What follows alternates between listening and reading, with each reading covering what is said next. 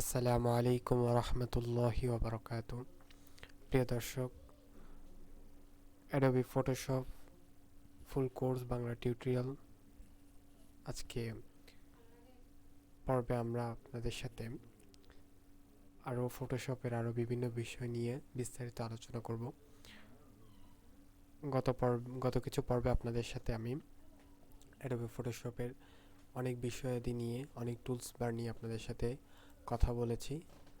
আজকের পর্বে আরও বিস্তারিত আমরা অনেক কিছু জানার ট্রাই করব এবং যারা অ্যাডোবি ফটোশপের ফুল কোর্সের যে প্লেলিস্টটি আছে সেই প্লেলিস্টটি ওয়াচ করেননি, দেখেননি, তাদেরকে আমি রিকমেন্ড করব যে ফুল কোর্সটি আপনারা দেখে আসুন। আমি ভিডিও ডিসক্রিপশন বক্সে Adobe Photoshop full course Bangla tutorial এই কোর্সের ফুল প্লেলিস্টটি আমি দিয়ে রেখেছি।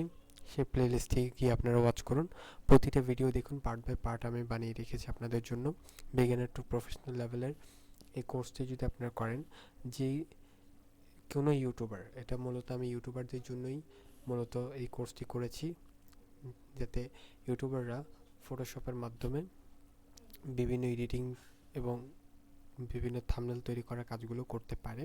সেজন্য আমি বিগিনার টু প্রফেশনাল লেভেলে এই কোর্সটি তৈরি করেছি। সো আপনারা ট্রাই করবেন যে ফুল প্লেলিস্টে আপনারা দেখার ট্রাই করবেন এবং আপনাদের এই কোর্স সম্বন্ধে যদি কোনো মতামত থাকে আপনারা আমাকে কমেন্ট করে জানাবেন, তাহলে আমি আনন্দিত হব। এবং আপনাদের সাথে আমি রয়েছি Fahim Hasan, professional YouTuber. So চলুন বেশি কথা না বাড়িয়ে মূল আলোচনায় চলে যাওয়া যাক। আজকে মূলত আমরা ফটোশপের যে বিষয়টি নিয়ে কথা বলবো সেটি হলো রেক্টেঙ্গুলার মার্কিউ টুল। রেক্টেঙ্গুলার মার্কিউ টুল নিয়ে আমরা কথা বলবো আজকে রেক্টেঙ্গুলার মার্কিউ টুল হলো যে এমন একটি টুল, যে টুলটি আপনারা ইউজ করে যে কোনো শেপ আপনারা সহজে ড্র করতে পারবেন। সো এটির শর্টকাট হলো এম। শর্টকাটটি খেয়াল রাখবেন সকলেই, শর্টকাটটি হলো এম। শর্টকাট শর্টকাট খেয়াল রাখলে যে উপকারটি হয় সেটি হলো আপনাদের সময় বেঁচে যায়, অনেক সময় বেঁচে যায়। সো এটির শর্টকাটটি খেয়াল রাখার ট্রাই করবেন। সো আমি প্রেস করে রেক্টেঙ্গুলার মার্কিউ টুলটি আমি সিলেক্ট করলাম এবং এখানে আমি একটি শেপ ড্র করলাম। এখন বলবেন, ভাইয়া এটি তো শেপ হয়নি, এটি তো চার কালার বর্ডার হয়ে গেছে, চারদিকে বর্ডার হয়ে গেছে। হ্যাঁ, এটি চারদিকে বর্ডার হয়ে গেছে। আপনাকে প্রেস করতে হবে কন্ট্রোল ব্যাকস্পেস।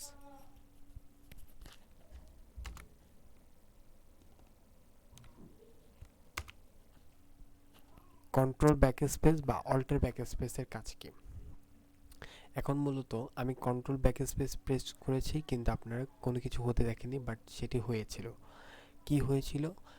মূলত কন্ট্রোল ব্যাকস্পেস যখন আমি প্রেস করলাম তখন আমার এখানে যদি দেখেন, আপনারা খেয়াল করেন, আমার এখানে দুইটি কালার রয়েছে, একটি হলো ব্ল্যাক কালার, একটি হলো হোয়াইট কালার। যেহেতু এখানে আমার হোয়াইট কালার রয়েছে, সেক্ষেত্রে আমার এই সফটওয়্যারটি হোয়াইট কালারটিকে ধরে নিয়েছে। যদি আমি এখানে হোয়াইট কালার বদলে যদি আমি এখানে রেড কালার ইউজ করি এবং উপরে যদি আমি গ্রিন কালার ইউজ করি, তাহলে এখন দেখবেন, এখন আমি যে শেপটি নিব সেই শেপটি মূলত কন্ট্রোল ব্যাকস্পেস প্রেস করলে সেই কালারটি ধরে নিয়েছে। এবং আমি যদি আরেকটি শেপ ড্র করি, তাহলে আমি যদি অল্টার ব্যাকস্পেস প্রেস করি, তাহলে উপরে যে কালারটি রয়েছে সেটি ক্যাচ করে নেবে। যেমন আমি অল্টার ব্যাকস্পেস প্রেস করলাম, দেখুন অল্টার ব্যাকস্পেস প্রেস করার সাথে সাথেই মূলত কি এই উপরে যে কালারটি রয়েছে সেটিকে ক্যাচ করে নিয়েছে। সো সেক্ষেত্রে আপনারা এভাবে করে মূলত রেক্টেঙ্গুলার মার্কিউ টুল ব্যবহার করতে পারেন। এবার আমরা রেক্টেঙ্গুলার মার্কিউ টুল ব্যবহার করার ক্ষেত্রে আরও কিছু বিষয়াদি জানব। সেগুলো হলো, রেক্টেঙ্গুলার মার্কিউ টুল ব্যবহার ক্ষেত্রে আমরা আরও কিছু জানব। যেমন আমরা যদি একটি নতুন ডকুমেন্ট ক্রিয়েট করি এবং এই ডকুমেন্টে যদি আমরা রেক্টেঙ্গুলার মার্কিউ টুলের মাধ্যমে আমরা যদি বাংলাদেশে ফ্ল্যাগ তৈরি করি, যেমন আমরা রেক্টেঙ্গুলার মার্কিউ টুল একটি শেপ ক্রিয়েট করলাম এবং এটিকে আমরা বাংলাদেশের ফ্ল্যাগ তৈরি করব। বাংলাদেশের ফ্ল্যাগের কালার হলো মূলত সবুজ। আমরা সবুজ কালারটা এখানে পিক করে দিলাম এবং অল্টার ব্যাকস্পেস প্রেস করলাম। অল্টার ব্যাকস্পেস প্রেস করার পরেও আমাদের এখানে চারদিকে বর্ডারের রয়ে গিয়েছে। এখন আমরা এটাকে ডিসিলেক্ট করে দিব। এটা সিলেক্টেড অবস্থায় আছে, আমরা এটাকে ডিসিলেক্ট করে দিব। সেজন্য আমরা প্রেস করব কন্ট্রোল ডি প্রেস করার সাথে সাথে দেখুন এটা ডিসিলেক্ট হয়ে গিয়েছে। এরপরে আমরা এখানে রেক্টেঙ্গুলার মার্কিউ টুলে যদি আমরা রাইট বাটন ক্লিক করি তাহলে আমরা এখানে আরও অনেকগুলো টুল দেখতে পাবো। আমরা এখানে যেই সার্কেল আছে সেই সার্কেলটি যদি আমরা ক্লিক করি তাহলে দেখুন আমরা এখানে আমরা যদি এখানে এই সার্কেলটি যদি আমরা এমনি যদি প্রেস না করে আমরা যদি এই সার্কেলটিকে যদি আমরা অল্ট শিট এবং অল্টার ধরে যদি আমরা ড্র করি তাহলে সেটি সমান রেশিওতে ড্র হবে।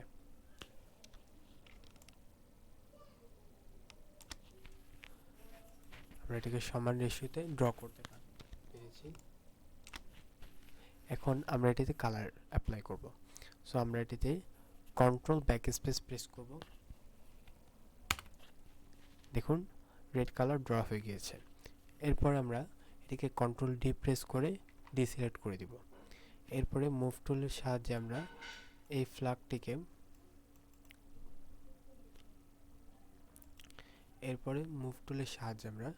ফ্ল্যাগটিকে নিয়ন্ত্রণ করতে পারবো।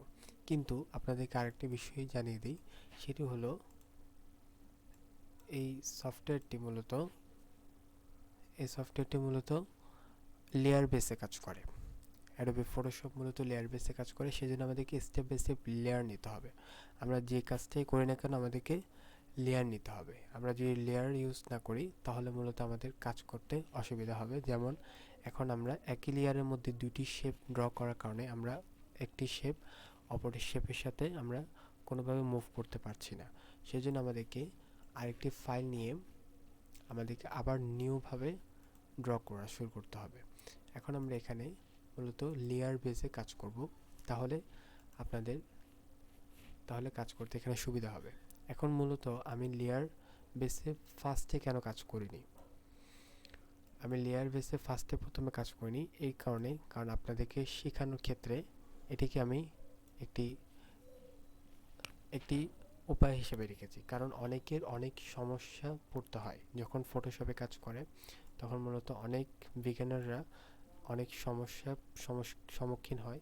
সো আমি ট্রাই করি সবসময় নিজের ভিডিওর মাধ্যমে সেই সমস্যাগুলো তুলে ধরার জন্য, যাতে আমার কোনো ভিউয়ার যদি আমার ভিডিওগুলো দেখে যদি কোনো কিছু শিখে সে যেন প্রপারলি শিখতে পারে। সো আমরা মূলত একটা লেয়ারের মধ্যে কখনো সব কাজ করব না। আমরা এক একটি কাজ করব, এক একটি লেয়ার নেব, তাহলে আমাদের কাজ করতে সুবিধা হবে। এখন মূলত আমরা লেয়ার কিভাবে নিব, এখন আমরা এখানে লেয়ার অপশন সিলেক্ট করলাম। যদি আপনারা লেয়ার অপশন না পান তাহলে উইন্ডোজ থেকে লেয়ার্স অপশন সিলেক্ট করবেন, তাহলে আপনারা লেয়ার অপশনটি পেয়ে যাবেন। এই লেয়ার অপশন পাওয়ার পরে এখানে দেখবেন নিচে দিয়ে কয়েকটি বার রয়েছে। এই বারগুলোর মধ্যে এইখানে প্লাস আইকন যেটি দেখছেন, এই প্লাস আইকনের মধ্যে যদি ক্লিক করেন তাহলে একটা নিউ লেয়ার চলে আসবে।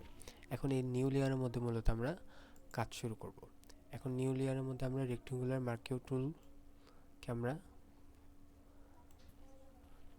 ড্র করলাম। ড্র করার পর আমরা অল্টার ব্যাকস্পেস প্রেস করলাম এবং কন্ট্রোল ডি দিয়ে ডিসিলেক্ট করে দিলাম। এরপরে আমরা আবার একটি লেয়ার নিব। আমরা একই লেয়ারের মধ্যে কিন্তু কাজ করব না, আমরা আবার একটি নিউ লেয়ার নিব। তাহলে মূলত আমাদের আর এখন বর্তমানে যে সমস্যাটি আমরা ফেস করেছিলাম সেই সমস্যাটি আর ফেস করতে হবে না। সো বিগিনাররা এই বিষয়টি একটু খেয়াল রাখার ট্রাই করবেন। আমরা এখন একটি নিউ লেয়ার নিলাম। এরপর আমরা সার্কেল যেই টুলটি আছে সেটি আমরা শিট এবং অল্টার প্রেস করে আমরা সেটিকে ড্র করব।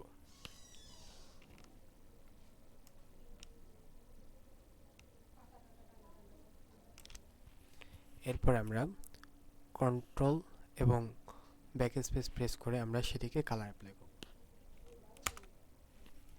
এবং কন্ট্রোল ডি দিয়ে আমরা ডিসিলেক্ট করব। এরপরে মুভ টুলের সাহায্যে আমরা এটিকে মুভ করব। দেখছেন এখন মুভ করতে পারছি, বাট তখন কিন্তু আমরা মুভ করতে পারিনি। এরপরে যখন আমরা বাংলাদেশে ফ্ল্যাগ তৈরি করতে পারলাম, এরপর আমরা এই ফ্ল্যাগটিকে সম্পূর্ণরূপে তৈরি করার জন্য আমরা আরেকটি শেপ নিব।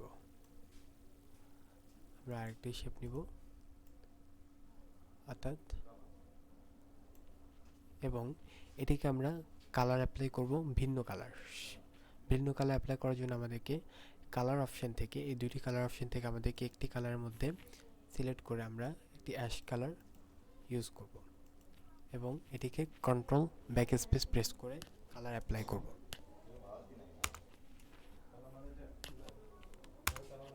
অল্টার ব্যাক স্পেস প্রেস করে আমরা কালার অ্যাপ্লাই করলাম। এরপরে আমরা এখান থেকে কন্ট্রোল ডি সিলেক্ট করে দিব।